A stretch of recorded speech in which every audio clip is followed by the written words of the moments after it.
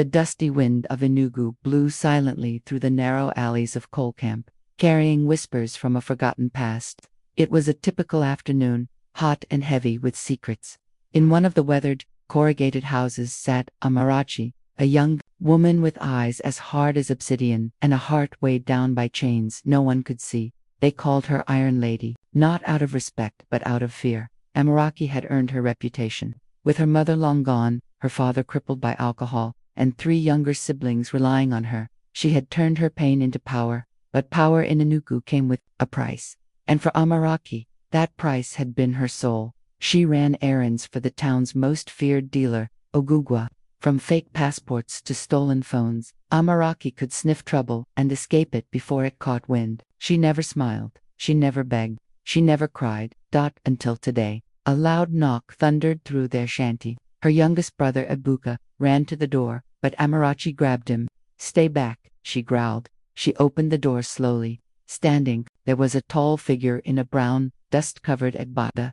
He wore no smile, just an odd expression, like he'd seen her before, in a different time. "Amarachi, no," the man asked. Her heart skipped. No one ever used her full name anymore. "Who's asking?" He smiled faintly. "Someone who remembers who you used to be, and who you're meant to become."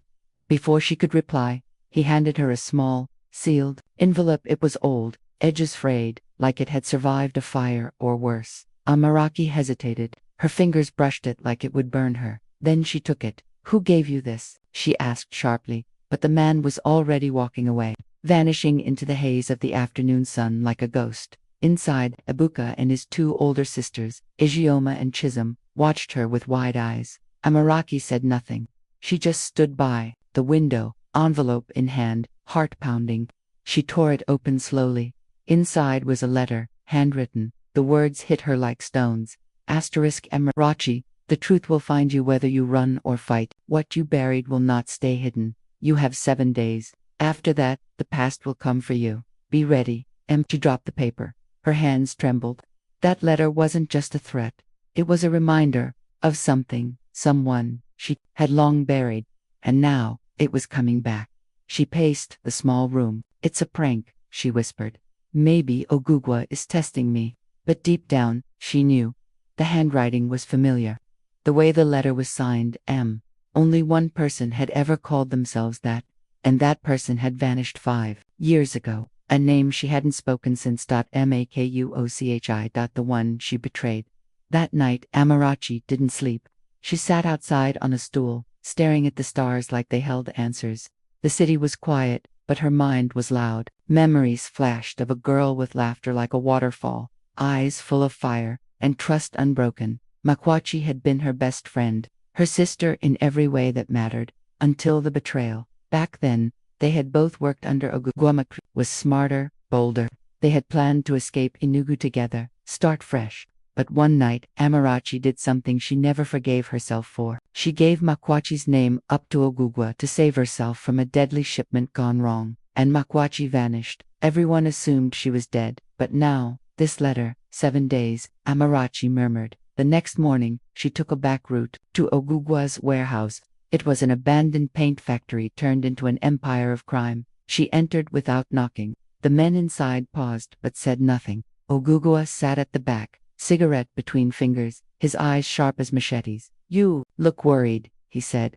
"I got a letter," Amarachi replied. From Makuochi. The silence was instant. A man coughed nervously in the corner. Ogugwa's brow lifted. "You sure?" Same handwriting, same signature. He leaned forward, his voice lower now. "Then she's alive. And if she's alive, she's dangerous. What do we do?" Ogugwa's eyes narrowed. "We find her before she finds us." That evening, a hooded girl stepped off a rickety bus in Enugu. Her face was mostly covered, but her presence turned heads. She walked with intent straight toward the coal camp area. Makuochi had returned, not for revenge, not at first, but for justice, and to uncover the rot Amarachi had helped bury. The next days blurred. Amarachi became paranoid. Every shadow, every knock, every unfamiliar face made her jump. She questioned her loyalties. She snapped at her siblings. The bold one confronted her. "You're scaring us, Amarachi.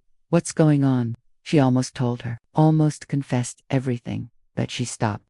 I'm just protecting you, she said. From what? She didn't say. Then, on the fourth night, a stone hit their window. Amarachi rushed out, machete in hand. There she was, Makuochi, standing in the moonlight, older, harder, colder, but still unmistakably her. You look like you've seen a ghost, Makuochi said. You are a ghost, Amarachi replied. I came to collect what you owe. What do you want? Makuochi's voice was steady. Truth, justice, and to see how far you've fallen. And just like that, their reckoning began. Ogugwa's compound was nothing like the rest of the village, quiet, eerily clean, and surrounded by a wall covered in old carvings. Amarachi felt a chill the moment she stepped through the iron gate. The trees here bent oddly, and even the air seemed to hum. Ogugua welcomed them with a smile that didn't quite reach his eyes. Amarachi, you've grown into your father's shadow. Amarachi's lips tightened. I didn't come to relive the past. I need to know why you've been sending people to follow me. Ogugwa chuckled softly. Oh child, you think Lagos is far enough to hide from what you are, what I am? Amarachi asked, confused. You are the first daughter of Uzuchi, the last key in a bloodline sworn to the pact. You carry the curse and the cure. Pastor Ebub stepped forward. She is under the blood of Jesus now. Whatever darkness you speak of, Ogugwa waved a hand. You pastors always think words can undo blood.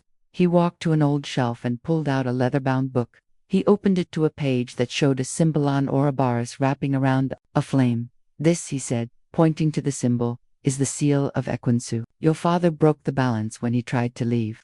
Now, either the line is cleansed, or consumed. Amarachi stared at it.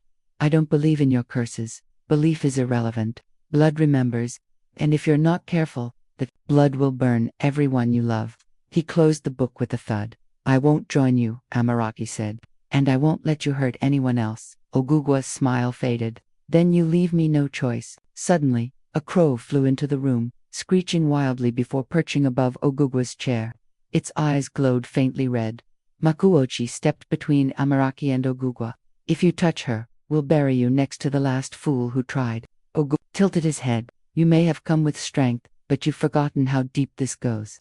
He leaned forward, his voice now barely above a whisper. Go home, pray, but before the next blood moon, you'll find your faith tested. And your family's secrets screaming from their graves. The streets of Enugu no longer felt like home. As dusk settled over the city, Amarachi sat on the edge of her bed, staring at the broken window that faced the backyard. Her mind spun like a loose fan, restless and loud. Ebuka lay asleep, his small chest rising and falling. Amarachi envied his peace. Since Makuochi's arrival, the ground beneath her feet had shifted. He hadn't told her everything. She knew it. His eyes carried too many untold stories. And now Ogugwa had summoned her. In the underbelly of Enugu, when Ogugwa summoned, you didn't ask questions. You obeyed or disappeared. She wore black jeans, her tattered boots, and tied her braids into a knot. As she stepped outside, the wind slapped her face like a warning. The warehouse was silent, too silent. Inside, Ogugwa sat on a throne-like seat made of old car parts. Around him were his men, silent, armed, loyal. You forget where your bread is buttered. Ogugwa's voice cut through the air like a knife. Amarachi stood still. You've been making moves behind my back, meeting with strangers, ignoring calls. That's dangerous, girl. I didn't betray you, she said calmly, but her fists were clenched. Ogugwa leaned forward. That boy, Makuochi, he's not what you think. And you're forgetting who made you Iron Lady. Amarachi met his gaze. Maybe I'm tired of being Iron Lady. Laughter echoed around the warehouse. It was short, mocking. Ogugua stood. You can't leave the life, Amarachi. It doesn't let you go. It pulls you deeper, until your blood runs black. I choose my blood, not you. For the first time in years, Ogugwa's expression changed. He wasn't angry. He was afraid. She's waking up, he muttered under his breath. Amarachi didn't understand, but she would. 3 nights later, Amarachi met Makuochi at the old church ruins in Enugu Hills. The place was haunted by time, covered in vines and echoing with silence. He handed her a wrapped cloth. Inside, a worn-out leather book with faded Igbo script. What is this? She asked. The truth. The journal belonged to her grandmother. Mama Ifema, a woman Amarachi barely remembered. Inside were passages about visions, dreams, and a power passed down through generations. Her bloodline was marked, not by crime, but by calling. Amarachi flipped through trembling pages. Mama Ifema saw all this. She saw you, and what you would face. Ogugwa, the fall, the choice. But why didn't anyone tell me? Makutuchi looked up at the broken cross hanging from the ceiling. Because you had to fall before you could rise. Tears threatened Amarachi's eyes, but she blinked them away. So what now? We gather the others. You're not the only one. Ogugu has been suppressing gifts like yours for years. You're saying I have powers. No, you have purpose, and that's far more dangerous. Suddenly, the wind shifted. A shadow darted across the wall. They weren't alone. The old church exploded in fire. Amarachi and Makuachi dove behind a pew as bullets ripped through the ancient wood. Ogugwa's men had followed. One of them tossed a bottle. Flames erupted. Mama Ifeoma said fire would come. Amarachi whispered, gripping the journal. They escaped through the catacombs, coughing, blind with smoke. Outside, the rain fell hard, extinguishing what it could. They found refuge in a deserted school. Amarachi collapsed, soaked and shivering. Her eyes burned. I can't do this, she muttered. Makuoch. I knelt beside her. That's what they want you to believe, but you're already doing it. In that moment, Amarachi remembered her mother's voice years ago, singing softly during thunderstorms. You were born of ash and storm, but your heart will bring the dawn. She stood. If Ogugwa wants war, he'll get one. She wasn't just fighting for herself anymore. She was fighting for Ebuka, for her grandmother. For every silenced voice in Enugu. She was no longer the Iron Lady. She was Amarachi God's promise. And Enugu would remember her name. The night fell heavy over Enugu like a funeral cloth. Amarachi stood at the edge of the abandoned train station, her fingers clutching a piece of fabric Makuachi's scarf blood-stained. It had been planted in the church's courtyard earlier that day, like a cursed omen. I warned you, Ogu's voice echoed in her mind. You don't walk away from a life soaked in blood without it trying to drag you back. A whistle blew in the distance, a long, haunting call. Amarachi turned around slowly. Emerging from the darkness was someone she hadn't seen in 7 years, tall, lean, and walking with the confidence of a man who owned death. His name, Obiajulu, once her childhood friend, now the most feared enforcer under Ogugwa. His presence meant only one thing: the war had reached its tipping point. Obi, she whispered, you should have left when you had the chance, he said, not unkindly. Ogugwa doesn't like betrayal, and you've betrayed him more than once. I didn't ask to be part of any of this. You know that. Obiajulu looked at her for a moment. What you asked doesn't matter anymore.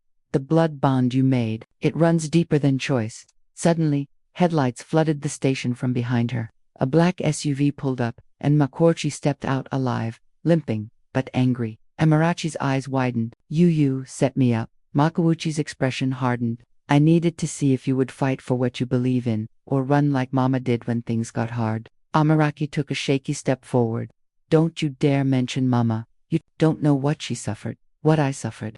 She died protecting you, Makuachi said. But you buried her memory beneath stolen phones and blood money. Obiajulu raised a hand. Enough.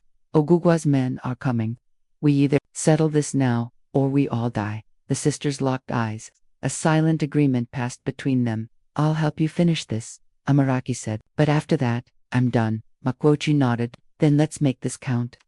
As the rumble of motorcycles grew louder, and the shadows crept closer, Amarachi knew the battle was only beginning, but this time, she wouldn't run. She would face her chains, and break them. The air around the village of Umus was thick with silence, the kind that came before thunder. Hidden within the ancient shrine of Ione, Ogugwa stood before a circle of elders, their faces marked with ash, their robes dyed with the blood of goats and ancestors. Above them hung a red moon, an ominous sign foretold once in a generation. She has returned, Ogugwa said, pacing, and she carries the mark.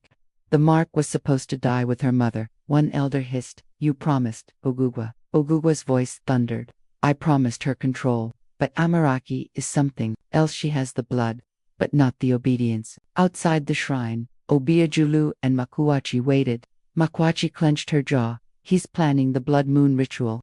I read Mama's old journal. It binds the soul of the bloodline to eternal servitude. Amaraki stepped out from the shadows, sweat glistening on her brow. Then we burn it all tonight. Obiajalu glanced at her, surprised. You sure you're ready? I've been ready since they tried to bury my future with my past, Amarachi replied. Inside the shrine, Ogugwa held a silver dagger carved with ancient runes. The one who carries the mark, he declared, must offer her blood freely. That is the pact. Once she bleeds willingly, the covenant is sealed for 100 years. But when Amaraki burst through the shrine doors, the elders staggered back in shock. Her eyes blazed not with fear, but purpose. You want my blood, she shouted. Come and take it. Before Ogugwa could move, Makwachi lit the trail of gunpowder they had laid beneath the altar. Boom! The shrine exploded in chaos. Elders screamed. The roof caved. Flames licked the ancestral stones. Ogugu leaped through fire, his robe ablaze, the dagger still in his hand. You dare defy your bloodline. My blood is not yours to own. Amaraki screamed, tackling him. The two wrestled in the collapsing shrine, the red moon casting an eerie glow on their battle. Just when it seemed Ogugwa would strike the final blow, Obiajulu shot him in the leg, dragging him away from Amarachi. You taught me to kill, he told Ogugwa, but you never taught me how to live. Makuochi grabbed Amarachi. Come on, the shrine is falling. But Amarachi paused. Her hand reached into the fire and pulled out her mother's locket, untouched by flame. She whispered, You gave your life to break this curse, Mama.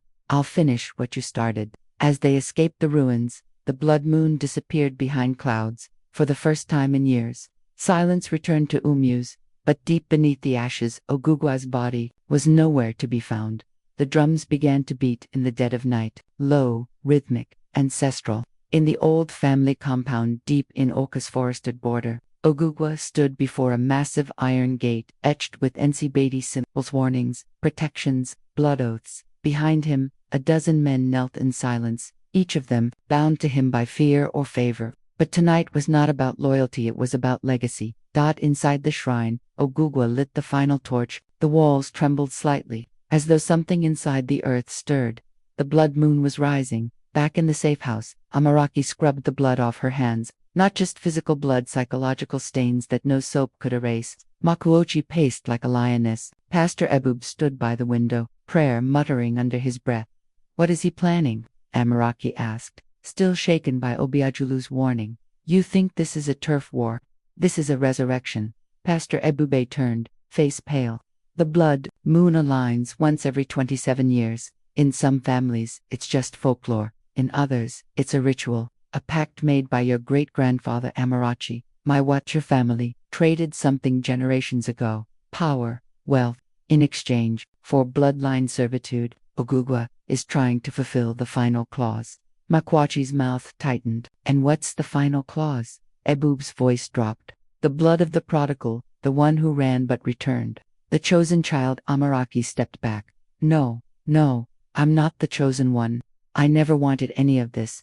You didn't choose it, Makuachi said, her voice soft for once. But it chose you. A knock shattered the moment. Obiajulu, again but bleeding, his left eye swollen shut. They've started the ritual, he rasped. They've taken your father's bones to the shrine. They're trying to bind your soul before midnight. But Papa died in prison, Emaraki said. His body was moved. Ogugwa has always had a bigger plan. Makuchi threw on a jacket. Then we go there. Tonight, you'll die, Obiajulu warned. Maybe, Amaraki replied, but not before I burn down every cursed root in that compound. The road to the shrine was shrouded in fog and whispers. Trees leaned inward as if eavesdropping. As Makiochi, Obiajulu, and Pastor Ebube moved through the ancestral path, the air thickened with incense and dread, that by the time they reached the shrine gate, the blood moon had risen fully, casting a red glow over the ancient structure. It looked more like a fortress carved from nightmares than a place of worship. Inside, Ogugwa stood atop an elevated stone platform, chanting in a forgotten dialect. Before him lay a wooden coffin, her father's bones arranged in the shape of an omega. Around the coffin, blood candles flickered and hissed like vipers. Amaraki stepped forward, her voice slicing through the chants. Stop it, Uncle Ogugwa turned. Ah, the prodigal lamb returns. Just in time, You won't finish this ritual. Who will stop me? The same father who abandoned you to die in Lagos. The same blood you now pretend to reject. Ebup raised a small flask. This shrine was built on cursed soil, but with consecrated oil and faith, it can fall. Makochi tossed her knife to Amarachi. We end this together. The ground shook. An ancestral spirit, half human, half shadow, rose from the coffin. It towered over them, snarling with voices layered in decades of pain. Child of the pact, the spirit growled, choose surrender your soul, or sever your bloodline. Amarachi raised the knife, her hand trembled, but her heart did not. I choose freedom, she whispered, and sliced her palm, letting the blood fall on the coffin. The spirit screamed, the fire turned blue, and the bones began to crumble.